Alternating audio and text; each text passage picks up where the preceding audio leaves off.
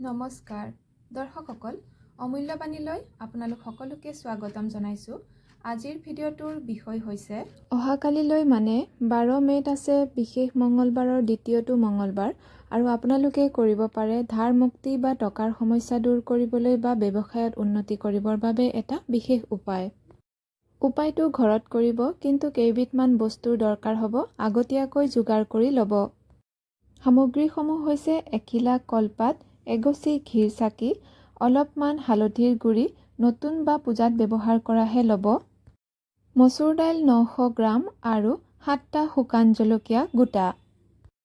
প্ৰথমে গা ধুই পৰিষ্কাৰ কাপোৰ পিন্ধি এই কলপাতখিলাৰ ওপৰত হালধিৰ গুড়িৰে পানীত মিহলাই এটা ত্ৰিভুজ আঁকিব। হালধিৰ গুড়ি পানীত মিহলাই পেষ্ট বনাই এটা ত্ৰিভুজ আঁকিব আৰু এই ত্ৰিভুজটোৰ ভিতৰত চাকি গছ জ্বলাই দিব।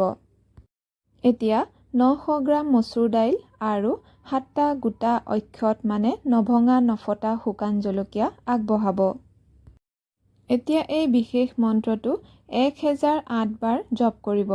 যদি পাৰে, বিশেষকৈ 1008 বাৰ যদি জপ কৰিব পাৰে তেনেহ'লে বিশেষ লাভ হয়, আৰু যদিহে আপুনি নোৱাৰে তেনেহ'লে কমেও 108 বাৰ জপ কৰিব। মন্ত্ৰটো হৈছে অগ্নে সখস্য বোধি নঃ। মন্ত্ৰটো জপ কৰাৰ পিছত গোটেইখিনি সামগ্ৰী চাকিগছ নুমাই যোৱাৰ পিছত গোটেইখিনি সামগ্ৰী একেলগ কৰি বৈ থকা পানীত উটুৱাই দিব।